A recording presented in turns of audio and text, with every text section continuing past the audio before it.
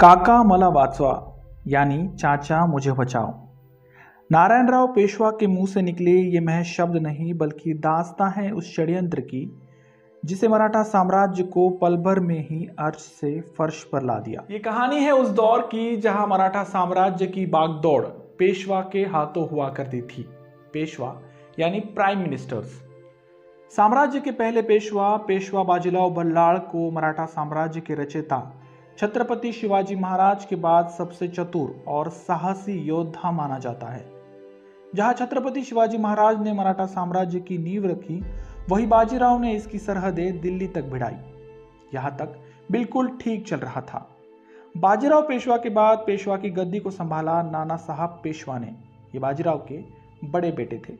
नाना साहब पेशवा के दौर में पेशवा लड़ाई लड़ने नहीं जाते थे, बल्कि पुणे में ही रहकर एडमिनिस्ट्रेटिव वर्क देखा करते थे।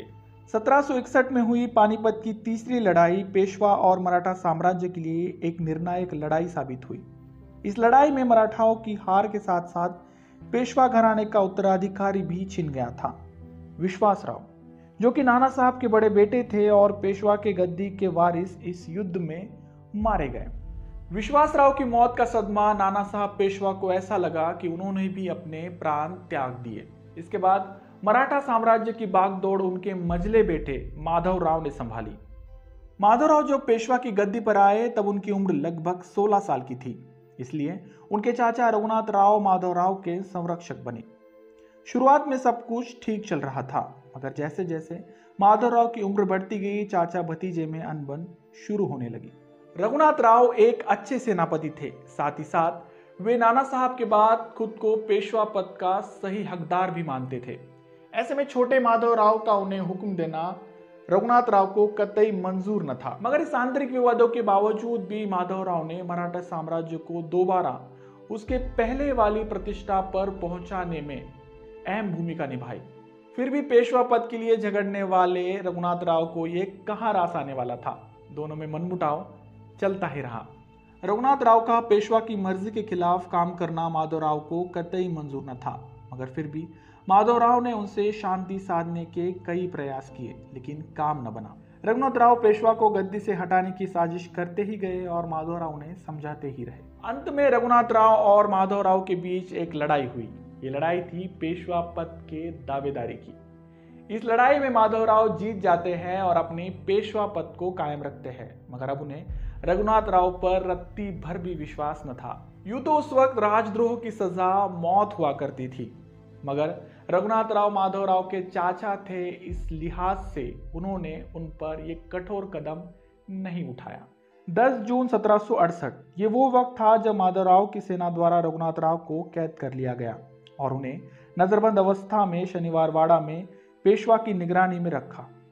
वे अब पेशवा की मर्जी बिना पुणे तो क्या, शनिवार वाड़ा से भी बाहर नहीं निकल सकते थे। रघुनाथ राव के काबू में आने के बाद माधवराव पेशवा ने अपना ध्यान फिर से साम्राज्य की उन्नति की तरफ मोड़ा। उन्होंने मराठा साम्राज्य के सभी सरदारों को एक किया और साम्राज्य को फिर से दिल्ली पार पहुंचाया। वे अपने शासन काल में बहुत लोकप्रिय पेशवा के नाम से जाने जाने लगे, मगर इसी बीच एक अनहोनी हुई। 1770 आते आते माधवराव को क्षय रोग ने पकड़ लिया था। हालत इतनी खराब थी कि उनका बिस्तर पर से उठ पाना भी बहुत मुश्किल हो गया था। अपने मृत्यु को इतना करीब देख पेशवा माधवराव ने अपने चाचा रघुनाथ राव से रिश्ते सुधारने की कोशिश की, साथ ही साथ उन्हें नजरबंद अवस्था से भी बाहर निकाला। माधवराव अपने बाद अपने छोटे भाई नारायण राव को अगला पेशवा देखना चाहते थे।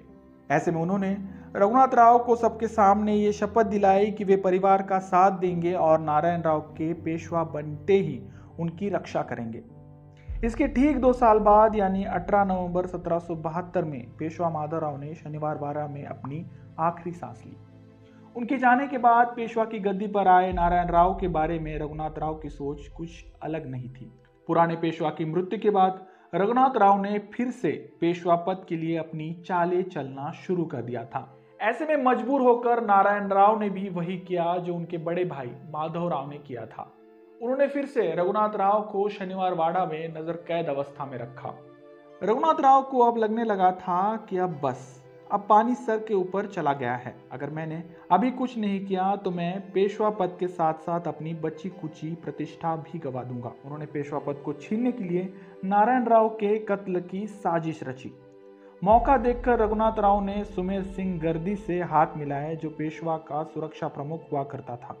रघुनाथ राव ने उसे रिश्वत के तौर पर 10 लाख रुपए के साथ साथ 3 किलो की सूबेदारी देने का वादा किया।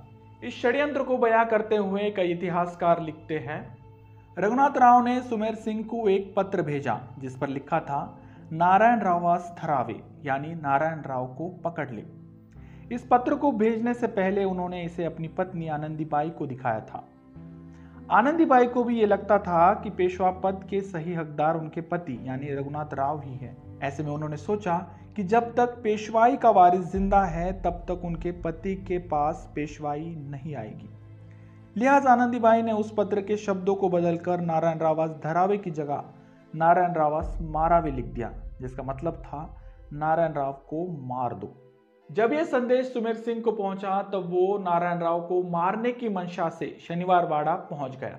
वो सुबह नारायण राव पेशवा के लिए आम सुबह जैसे ही थी। वे सुबह जल्दी उठे और नहाकर मंदिर होकर वापस शनिवार वाड़ा लौट आए।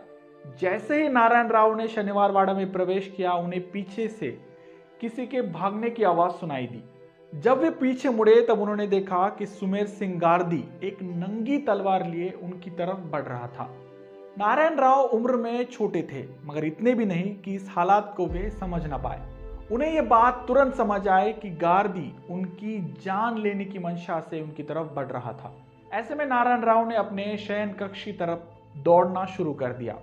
जब वे अपने कक्ष में पहुंचे तब उनकी पत्नी गंगाबाई ने उन्हें छुपने की सलाह दी, मगर किसी निहत्थे इंसान का अकेले कमरे में छुपना खतरे से खाली न था। ऐसे में वे मौका देखकर अपने चाचा रघुनाथ राव के कक्ष की तरफ भागने लगे। जब नारायण राव रघुनाथ राव के कक्ष की तरफ भाग रहे थे तब उनके मुंह से काका मला वात्सवा यानी चाचा मुझे बचाओ ये शब्द लगातार निकल रहे थे। लेकिन उन्हें क्या पता था कि वे जिनसे अपनी जान बचाने की उम्मीद लगाए बैठे थे वो ही दरअसल इस सारे चक्रव्यूह का कर्ता धर्ता था। खैर, जब नारायण राव रघुनाथ राव के कक्ष में पहुंचे तब रघुनाथ राव पूजा कर रहे थे। नारायण राव को यूं अचानक आता देख वे जमीन से उठ खड़े हुए। उनका मकसद नारायण राव की मदद करना नहीं बल्कि बुत बनकर खड़े रहना था, ताकि सुमेर सिंह वो काम आसानी से कर सके जिसे करने के लिए रघुनाथ राव ने उसे पैसे दिए थे। रघुनाथ राव इस उम्मीद में खड़े थे कि सुमेर सिंह नारायण राव को पकड़कर कैद कर लेगा, मगर मामला उल्टा हुआ। उसने पेशवा नारायण राव पर अपनी तलवार से वार करते हुए उनका काम तमाम कर दिया। दरअसल रघुनाथ राव अपनी पत्नी आनंदीबाई के उस शब्दों के खेल से बिल्कुल अनजान थे। उनका मकसद नारायण राव को पकड़ने का था, मगर आनंदीबाई के लिखावट बदलने की वजह से नारायण राव को मार दिया गया। पेशवा की मौत की खबर नासूर की तरह पुणे में फैलने लगी थी। ऐसे में रघुनाथ राव ने तुरंत पेशवा पद पर अपना दावा ठोका, मगर यह बात मराठाओं के कुछ सरदारों को हजम ना हुई। रघुनाथ राव जैसे तैसे पेशवा तो बन गए थे, लेकिन वे साम्राज्य के सबसे अनुभवी सरदार नाना फडणवीस का विश्वास जीतने में असमर्थ रहे। नाना फडणवीस ने तुरंत रघुनाथ राव पर राजद्रोह का आरोप लगाया, साथ ही साथ उन्हें पेशवा की मौत का भी जिम्मेदार ठहराया। उन्होंने 12 सरदारों की एक काउंसिल का गठन कराया, जिसे बारभाई काउंसिल कहा जाने लगा। ये काउंसिल रघुनाथ राव पर मुकदमा चलाने के लिए गठित की गई थी। इसके बाद रघुनाथ राव और नाना फडणवीस के बीच लड़ाई हुई, जहां हारने के बाद रघुनाथ राव अपने मौत के डर से सूरत भाग गए। रघुनाथ राव के भाग जाने के बाद पुणे में एक बहुत बड़ा सवाल खड़ा हुआ, और वो ये कि अब पेशवा की गद्दी पर बैठेगा कौन। जब नारायण राव की हत्या हुई तब उनकी पत्नी गंगाबाई गर्भवती थी। 1774 में उन्होंने एक बालक को जन्म दिया, जिसका नाम रखा गया माधवराव। इतिहास में इन्हें माधवराव द्वितीय के नाम से भी जाना जाता है। हालांकि ये बहुत कमजोर पेशवा थे। जब ये पेशवा पद के काबिल हुए तब तक नाना फडणवीस साम्राज्य में अपना रुतबा कायम कर चुके थे। ऐसे में माधवराव केवल नाम के ही पेशवा बने। उन्हें हर रोज नाना फडणवीस के इशारों पर नाचना पड़ता। कभी कभी तो बात इतनी बिगड़ जाती कि नाना फडणवीस सबके सामने पेशवा को डांट फटकार भी लगाते। ऐसे में पेशवा माधवराव को नाना फडणवीस के हाथ के नीचे रहना दिन ब दिन मुश्किल हो रहा था। इसके चलते वे परेशान होकर 18 अप्रैल 1774 के शाम शनिवार वाड़ा से छलांग लगाकर अपनी जान दे देते हैं। माधवराव के जाने के बाद मराठा साम्राज्य अब नाना फडणवीस के हाथों में था, लेकिन कुछ वर्षों बाद नाना फडणवीस की भी मौत हो गई थी, जिसके बाद ये पूरी तरह से हवा में चला गया। नाना फडणवीस के जाने के बाद सूरत भाग गए रघुनाथ राव ने अंग्रेजों की मदद से पेशवा पद को तो पा लिया था, मगर वे अब पेशवा नहीं बल्कि पपेट पेशवा थे। उन्हें वही करना पड़ता जो अंग्रेज उन्हें कहते। जब इस बात का रघुनाथ राव को एहसास हुआ तब तक बहुत देर हो चुकी थी। इससे पहले कि रघुनाथ राव कुछ करते, अंग्रेजों ने उन्हें पेशवा पद से निष्कासित कर बिठूर भेज दिया, जहां उन्होंने अपनी जिंदगी की आखिरी सांस ली। ये वो वक्त था जब मराठा साम्राज्य के साथ साथ पेशवाई भी पूरी तरह से खत्म हो गई थी, जिसकी वजह बना सत्ता की लालसा से धोखे से किया गया नारायण राव का कत्ल। आपकी इसके बारे में क्या राय है, कमेंट बॉक्स में जरूर लिखें। अब जाते जाते एक आसान सा सवाल। दोस्तों, बाजीराव पेशवा के साथ साथ उनके छोटे भाई भी मराठा साम्राज्य के उन्नति के कर्ता धर्ता है। वे हर उस युद्ध में बाजीराव के साथ लड़े जिसमें बाजीराव ने साम्राज्य की सीमा दिल्ली तक मिला ली थी। ऐसे में आपके लिए सवाल यह है कि बाजीराव के उस शूरवीर भाई का नाम क्या था? आपका जवाब कमेंट बॉक्स में जरूर लिखें। वीडियो अच्छे लगे तो प्लीज इसे लाइक कर अपने दोस्तों में शेयर करना ना भूलें। और हाँ, आपको अगर मेरा काम वाकई में अच्छा लगता है तो प्लीज चैनल को सब्सक्राइब कर देना। मिलते हैं अगले वीडियो में ऐसे किसी इंटरेस्टिंग और हिस्टोरिकल टॉपिक को लेकर। तब तक के लिए धन्यवाद।